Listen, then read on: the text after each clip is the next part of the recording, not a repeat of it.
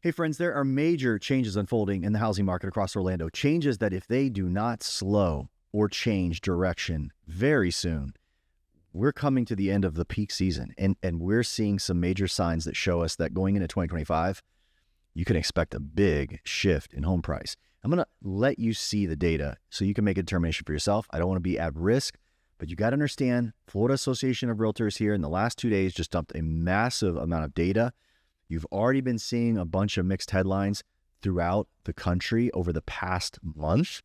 Weird things going on, and a lot of that's taking hold in the South. So a lot of what's going on, and you're hearing about builders that can't unload properties, builders that are giving back buyers here in the Orlando market 30 to 50 grand at the sale in order to buy their interest rate down to as low as 4 to 4.99% for a 30-year fixed. So we can reverse the interest rate back to a number we have not seen in 2 years, yet the houses are still not selling. Builders finished unsold homes in the South is reached 2009 levels. Means they have a very big backlog of homes, which shows us buyers are on strike. There is ever increasing evidence now that this strike, which honestly has already hit parts of Florida very hard over the last 2 years, not been felt in Orlando. In fact, many of you watching this video might be saying to yourself, I don't understand the economy you're describing, Jared, because that's just, I put my house on the market a year ago and it just flew. We're in a way different world right now. So if you have not been paying attention, people that are on the market right now will tell you exactly what I'm saying is true. They would say, you know what? He's right. This makes total sense. The narrative is getting interesting. And I think what's really the head scratcher is a lot of people are torn between two camps. And I'm going to show you the data so you can kind of decide which camp you fall in. One camp is sitting here a bit concerned because they've seen price go vertical for 2 years, 3 years, 70 to 100% price gains. Housing prices on homes that were $400,000 3 short years ago that are asking $1 million, $1.1 million, $1.3 million. And they're going, there's an internal debate as to this is a bubble, but is this the first asset bubble that never pops? Then there's this other side where, being fully led to believe is a soft landing coming. Okay. So this is all under control. And, the other side of this is a tentative seller. You have people on the market right now that are noticing there's a lot more homes with for sale signs on my way home. In the last 2 weeks, I've noticed way more. This is the story. This is the narrative you're hearing. This other camp is starting to say, I also am hearing that more of my friends have to sell. They cannot not sell. They're at a point where they've borrowed too much money on credit cards. Something is going on is putting them in a position, whether it's just life change, a divorce, a relocation, they have to sell. And they're sitting here looking at this economy with this, everything is going to change. The soft landing will appear soon, right? As they're seeing things on a downslope, okay, there's evidence of more unsold homes taking far longer to sell, prices aren't going raging like they were in the past. What is going to turn the tide? Okay. And honestly, there's not a lot of evidence on that particular side of the coin, but let me help you see some crazy stats in Orlando that I want to show you just so you can kind of get the narrative. Now this is just part one of some amazing updates that can help you understand the changes that are kind of unfolding in the Orlando market and housing at large. But look at what's being reported. I'm going to come down to the bottom of this report because at the very bottom, this literally was released in 24 hours from now. And this is the national data for median sale price, how many homes are going under contract, how active are the buyers. This will be something I want to compare the rest of Orlando to because you need to have an index, okay? How is, Jared's telling me all this information, but how does that look versus the rest of the country, okay? It's very important. We always want to do this whenever Florida is on fire, like, oh, look how much Florida's gone way up so much faster than the rest of the country. It's fun to do it when it's positive, but it's not so fun when you have to actually own up to the fact that we're not performing the same as the rest of the country who has the rest similar interest rates, has similar market dynamics. We have to address what's going on. We have to look at how we're doing. But look at this. Redfin reports house hunters are back as monthly payments post first annual decline. Okay, so at the headline, what's the headline tell us? The headline tells us that, oh, you know what? Interest rates dropped, so people are buying homes again. Also, this big affordability crisis, put a pin in that baby. It's been canceled. But look at this. Look what the article actually says. It says The median U.S. mortgage payment was $2,587 during the first 4 weeks of August. It's the lowest level since February. Sounds big, right? It is down 0.1%. It's down 1 basis point, which is $2. I don't even know. It's ridiculous. It's not even it's negligible report. And this is a tiny drop, it admits, by the second paragraph. But it marks the first time in 4 years that monthly payments have posted any decline at all. And ultimately, it comes down to these 15-month low interest rates, 6.5%. My friends, listen, if the builders can't get the job done at 4.99, this is not going to gain traction. Am I right? Can we all agree? Okay, Jared, but the headline just said that buyers are back at house hunting mode. They're back in the market now. Okay, look what it says. It's not that they're buying, they're touring houses. Okay? Now, mind you, interest rates have been dropping for 3 months. Interest rates are down 90 basis points, nearly 1 full percent over 1 year ago. Okay? The problem is affordability, even with this being a lower interest rate, is way worse. So for everybody sitting here thinking, oh, you know what? The interest rate came down so that everybody can afford. No, they can't. You know why? Because their HOAs cost more now this year. Their insurance went up this year. Their food bill still went up this year. Inflation, most recent number shows everything is grown by 3% in terms of its inflationary price. And we all know that shelter is costing way more than that. The reality is unaffordability has not attracted the buyer. Now, how do we know that? Because, my friends, look what it says about pending home sales. Pendings tell us if we're actually going to produce more sales with these lower interest rates that are lower than last year by a significant margin. But look at this. There are fewer sales. Pending home sales are down 5.3% year over year, which is the biggest decline in 9 months. You know, if you wanted to write the headline accurately, it would say interest rates are the lowest in 15 months, but there's fewer buyers taking action than at any point in 9 months. So the real headline is that buyers still are out. They're still on strike. And this is the same for Orlando.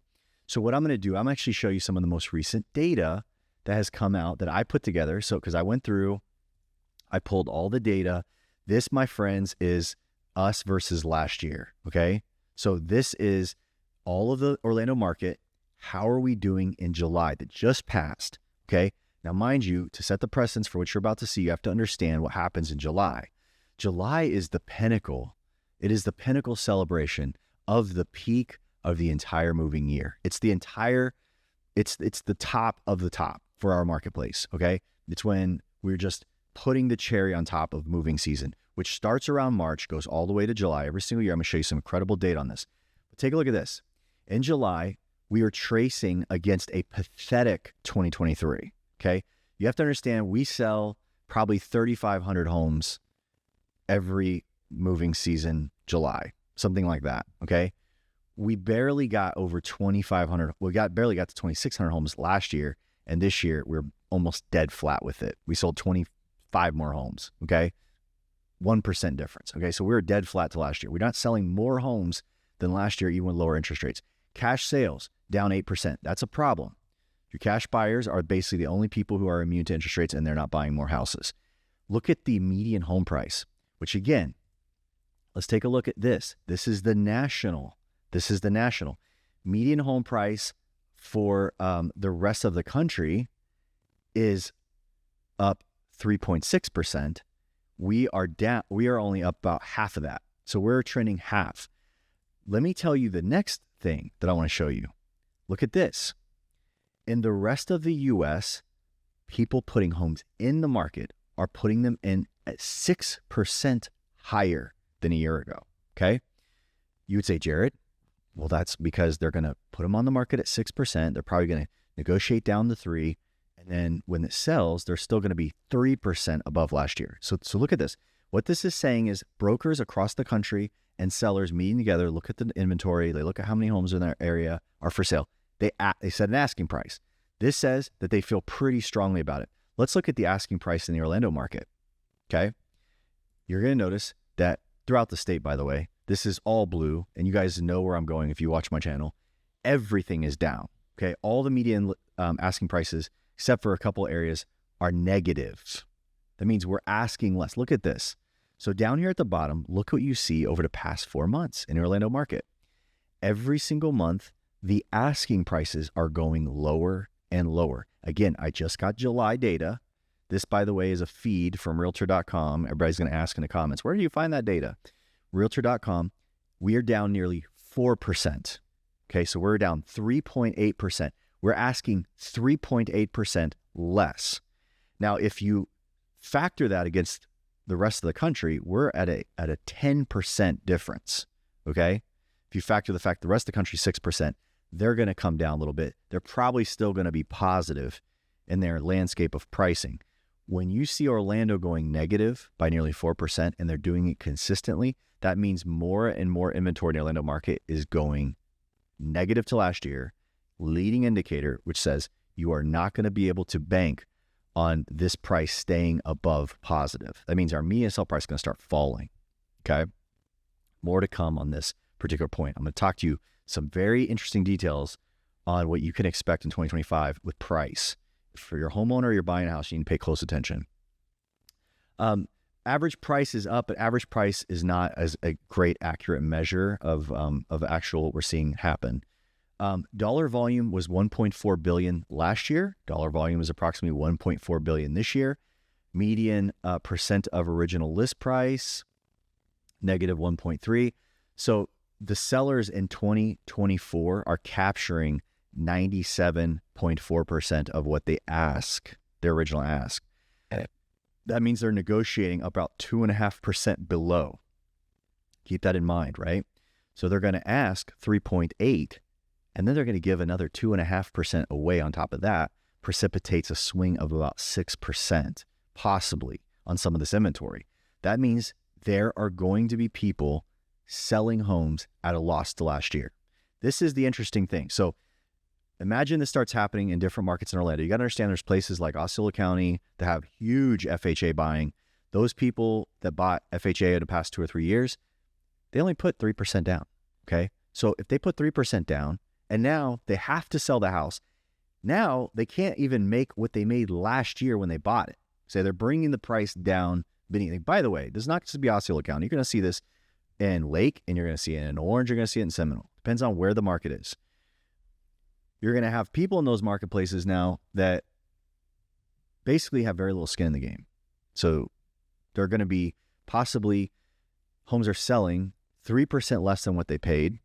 Their mortgage balance equals that because they put 3% down.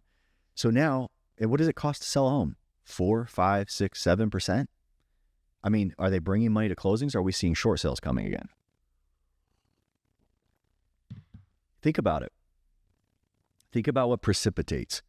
Think about what comes next. Think about what happens in an environment where the Federal Reserve cuts interest rates. We're going to come back to that in a second. Look at this. Median time to contract went from 16 days last year to 27 days. So it now takes 70% longer to sell. Now you say, Jared, 27 days ain't too bad, right? But that's a lot of homes are over that number. A lot of homes are months and months and months. New pending sales. New pending sales are slightly up. Good sign. But pending inventory is down. Okay, so you have a lot more unsold inventory. And at the same time, this is, again, think about this. How are pendings doing in the rest of the country? We just told, the article earlier said the rest of the country, pendings are down 5.3%. In Orlando, it's down 6.2%. And we have a lot more active inventory. Look at the rest of the country, by the way, on inventory. Active listings in the rest of the country are up 18%. New listings hitting the market in the rest of the country, there's more listings throughout the U.S. going on the market. It's a slight positive, 3.4. Active listings, the unsold inventory is starting to get higher throughout the rest of the country. Now, Florida, and particularly Orlando, is way over active. So remember, the rest of the country is up 18% in how many unsold homes? Orlando market, up 61%. By the way, if you've been watching this whole time, you're like, what is he talking about, Orlando market, Orlando Metro? This is a 4-county area: Seminole, Lake, Osceola, and Orange. It's a big area that if you're in the Orlando, probably 45 minutes any direction, an hour in any direction, you're inside of it, okay? This is the marketplace that it's a governmental area, but this is how data is pulled. It's pulled by this particular area. Obviously, you can pull it in other ways, but this is an easy way to get a temperature on everything. Look at new listings, by the way. Remember I just told you that the amount of people pushing homes into the market across the country is up slightly. It's about 3% higher than last year. In Orlando, we're up 11.6%. Let me bring all this home for you because there's some really interesting data points I want you to see. Listen to this. Listen to this. Orlando Metro, okay? Interest rates are 1% lower approximately than they were a year ago, but inventory of unsold homes has changed dramatically. Listen to this, okay? So we're up nearly 60 to 63% more unsold homes. Where are the unsold homes? This tells us a lot about what's changing in our economy. Look at this. In the entry price, this is really the bottom rung of buying a home because the average price in Orlando is, I don't know, what is it, around $400,000? Let me take a look real quick. Where is it at? Average sale price. Oh, okay. So average is $543 for Orlando Metro. The median is $448 in 2024. Okay. Okay. That gives you an idea. If you're looking at single family homes in 300 to 400, you're under the median and you're under the average. So 70% more homes. Okay. This number you're looking at, my friends, is the end of moving season. Okay. So we're going from March to July. Where was sell-off effective and where was sell-off super slow? And there's tons of inventory sitting around. Look at this. There is way more homes in the $300,000 to $400,000 price range than in several years. I mean, you're talking, you have to go back 4 or 5 years to find as many homes sitting in this slice. Now, think about that. You're a buyer. You have the ability to buy a home at this price point, which, to give you an idea, at the end of last summer, there were like 900 homes available if you were in this price point, and your interest rates were higher. Okay.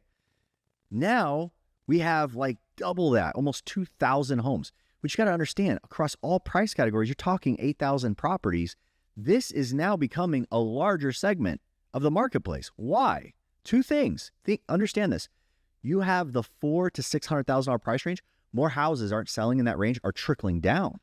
So they're falling into that category, is getting wider because you're seeing slippage in the market. The other thing you're seeing as well, buyer affordability. We're seeing a massive shift in the growth of the rental pocket across the U.S. Okay. So the ability for people to buy a home, the rental segment is growing by triple. Okay. So people are opting for shelter under the rental side because of the savings. This is a problem. So here it is. We are now at a point where interest rates are around low 6% range and buyers are still opting out. And this is a problem because if you can't get people to buy your home out of the 300 to 400, they're not going to move up to the 400 to 600. The people in the 400 to 600 aren't going to move up. You got to understand, every time there's a correction, the bottom falls out first. And the first signs of weakness will oftentimes present at the very bottom because that's where recession affects people first.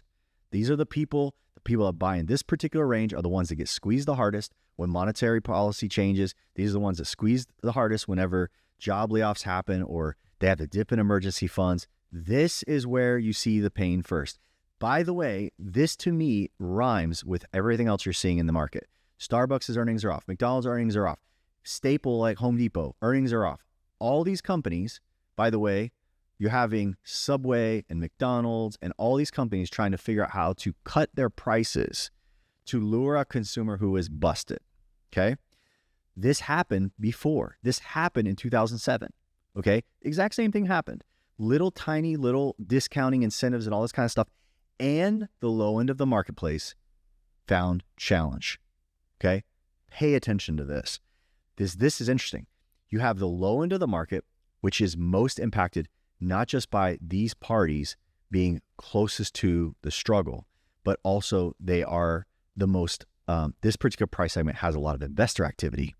Investors have pulled way out. So we have way less investor activity. When you start to see all these politicians talking about Wall Street buying up real estate, that stuff is way old news. I mean, the marketplace is not being bought up. Investor traffic is way down in 2024. Coffee, everyone. But take a look at what's next. The $400,000 to $600,000 price range, down 39%. And I would tell you, this is the lowest bracket because it's losing inventory to this one, right? It doesn't have as many homes in it, not because they're all selling, because we know they're not. They're moving out of the bracket. And I'll say the same is for the million plus. Look at this, 61% more homes in the 6 to 699.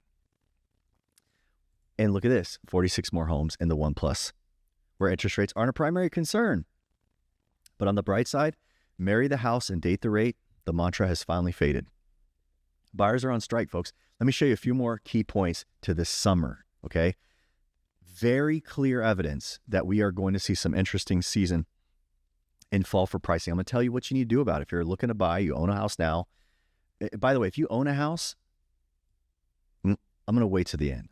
I got some very important things you need to understand. Look at this. Summer 2024. This is the closing volume, my friends. Look at this. 2023 was one of the lowest years on recorded. Like, you have to go back 26 years to find how bad our sell-off was in 2023. You have to go way back. Look at this. I have 2022 here, 2019, and 2018. Look at this. 2024, we were 25% less homes than pre-pandemic, okay? The pre-pandemic, the norm, right? But we have as much homes as we did then. We have a lot more, we have as much unsold supply, every bit as much as unsold homes in Orlando now. For the first time in a long time, it's sitting there, but we do not have the activity. This is 13,000 homes is like, it's like if we took the entire month of May off and didn't sell a thing, then you'd have what we have in 2024. So if we'd have done that in 2019, hey, let's just take May off. You'd post a 13.3. So there's way less homes. Real estate professionals, mortgage professionals, they're struggling right now. This is why. Look at this. 2023, we sold more houses last year, which is mind-boggling to me. 2022, we sold 16,000 homes, even as interest rates surged for the first time. They went from like 4%, 3% that summer to 6%. They were like 5 to 6% range by the end of summer. We still sold over 16,000 homes before the bottom fell out. Now look at this. This is a very, very, very important factor for you to understand. Months of supply is getting crazy in Florida. Look at this. This is the Orlando marketplace. Months of supply is the measure of supply and demand all at once. If you stop selling homes, if you stop listing homes, you stop putting any homes in the market, how long would it take you to sell everything that you have? Look at this, 3.6 months.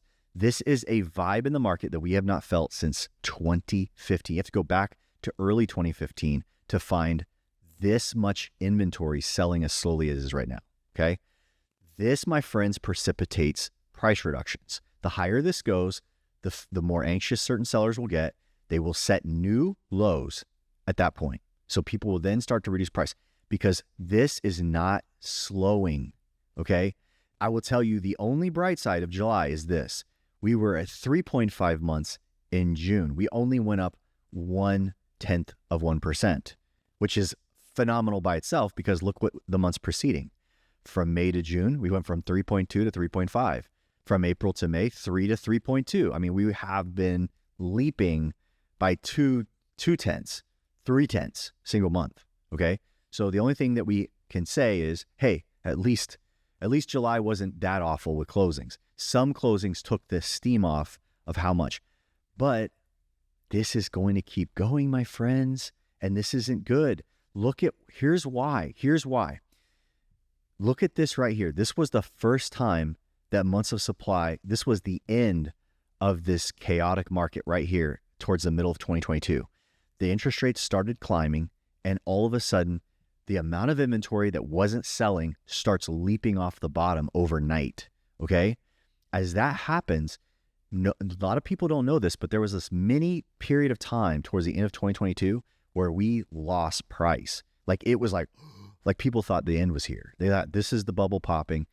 And here's what happened in Florida between here and here, between in mid 2022 to the beginning of 2023, Florida as a state had lost 9% in its median sale price, something we never see over that stretch.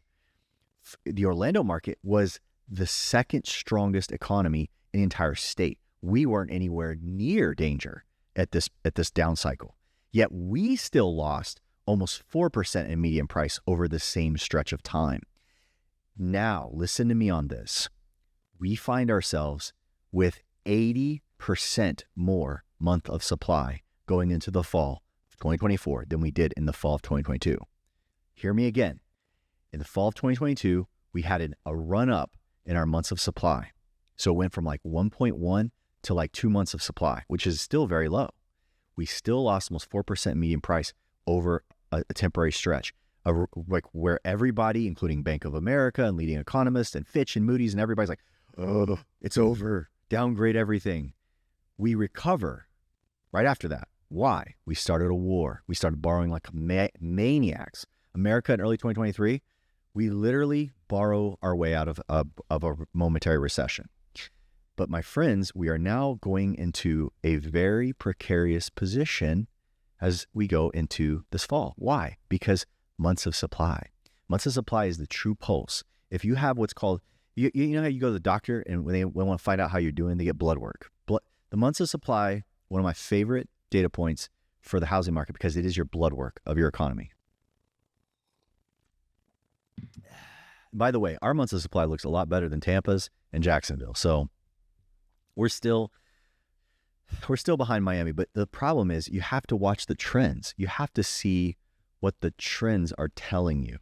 And the trends are saying that, we've got some changes coming.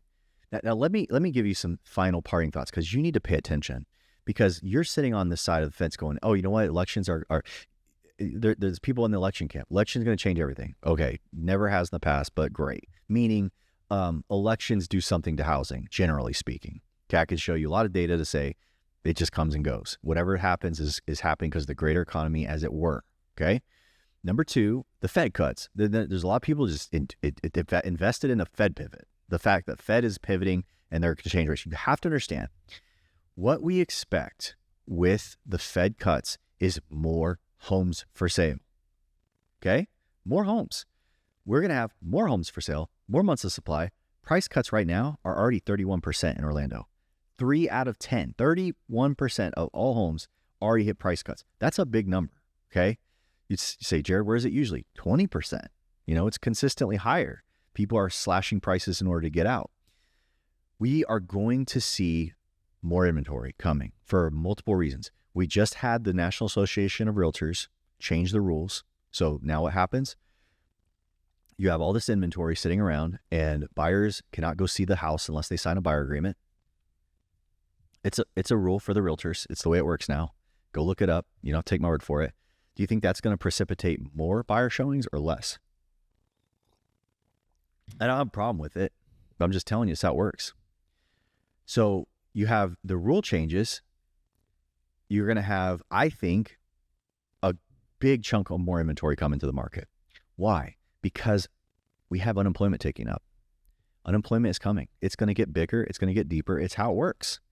You don't just start losing jobs and all of a sudden it's like miraculously over.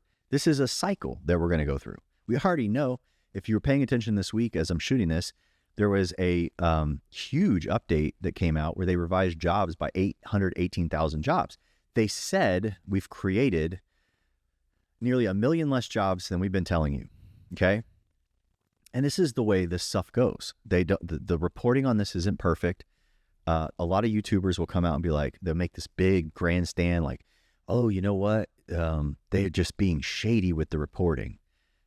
I mean, maybe, but maybe not. Like these types of reports, and I'm not on either side politically. I'm just telling you, the data is imperfect. The way they do it is surveying, and it's, when they come out and make the numbers public, they usually have a lot more data that's still not in front of them yet.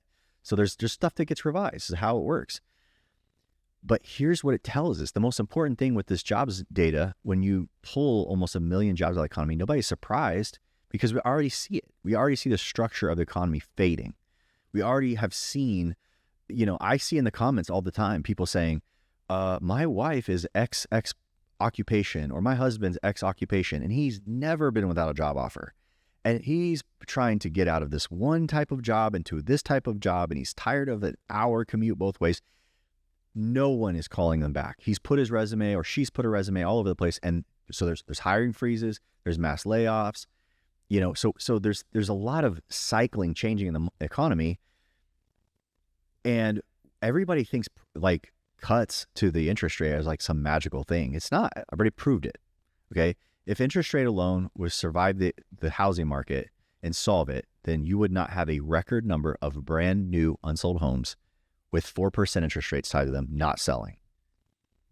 Period. And you would not see a continuous, unstopped, ungrowing decline in home ownership. Renting is massive growth. I mean, so here's the thing. You have to bank for this fall season with more inventory. Here's the deal too. We may or may not be at one of the best times for you to sell a home. If you have to sell a home, sell it. Orlando is still at 3.6 months of supply. It is high historically, but if you have to sell, I don't see a lot of downside in doing it as soon to now as possible, because if things don't ricochet the other way with some magical parachute that comes from a government or a bank or something like that, this may be the best time. Okay. And then if you're a buyer, I'm not saying don't buy. Some people never want to rent. They're miserable renting. And if you buy in this marketplace, there's going to be opportunities for you to find a seller that you can help, that can help you get a better deal. Okay. So you need to be putting aggressive offers in on properties that are past the regular day on market time for a given area. You can get a deal. If you find something that everybody else is passing over, you're going to find sellers that are sweating. You also need to pay attention to, there's a very unique, location is number one rule in real estate. And I'm not going to belabor this, but you got to understand there's certain pockets throughout the Central Florida areas, why data is so important, can tell you where the motivated sellers are. Now, you should pick a home in the location that best suits you, but the location you're picking is either going to have a huge base of unsold inventory, and in that case, don't do anything dumb. Don't over-index what you pay. Oh my gosh, I see this happening in certain markets. So I'm not against buying or selling, okay? So just make no mistake. This is not something for you to sit here and say, well, I'm going to call Jared because I can steal a house at 50% of value. No, you can't. Now, you can get a good bargain. You can buy houses at discounts in this economy. And if you have to sell a house, you can still sell. How will will you sell it at a massive discount? Not necessarily. Depends on the market dynamics, depends on the appeal of your house. But you can't do this. You can't go into this without good research. This is for a first time in a long time, where there's less emotion needs to be played here. Do not fear of miss out buy on the buy side. FOMO buying is dangerous right now. Don't do that. Don't just, to give you an idea of that, that's the notion where people would just come in, they would get beat all the time, they'd make an offer, they wouldn't win, they'd go to the next one, and then by the fourth contract, they weren't putting any cognitive thought into it. Why? Because they knew the house was going to go up 15% the next year. They just needed their name on a house. Buyers, you're not in that market anymore, okay? You're in a very flat market. So if you don't plan to own that house for a very long time, you probably shouldn't be buying right now. If you especially aren't putting a lot of skin in the game. If this is a shelter cost decision for you and you hate renting, knock yourself out. Get a deal, but find someone who can help you do it right. And if that is, my team, I would love to help you out anywhere in the country. I have a team, not just here in the Central Florida market, but Florida wide and the rest of the markets as well. And you can get help, data-driven, buy and sell, doing great things for yourself. As well, consider joining the membership. You'd support the channel. You'll get access to my direct newsletter. You get access to private live streams where you can do Q&A and all those kinds of things on your particular situation. That's great for you if you want to know more about housing markets, not just in Florida, but throughout the country. It's great for realtors that want to know a little bit more about their own market dynamics, how to talk more, talk more smart. Forgive me, I'm doing this live. They talk intelligently to their clients. and just everything in between. So consider supporting the channel. If you're there this far, smash the thumbs up, drop down below. Tell me what you're seeing. In the comments, let's have a discussion. How's the market that you see? If you are in the job market, what are you seeing? If your family member or someone you know, a spouse, is in the job market, how is that going right now? Is there plentiful opportunities? Are they having lots of conversations? Are they winning at the interview process? Let me know. But thanks for watching. Appreciate all the amazing support. This channel's grown leaps and bounds over the past month. And I'm going to have some more amazing updates. This is just a start. I got a ton more stuff to talk about in Orlando. And it's coming up real soon. We'll talk to you real soon.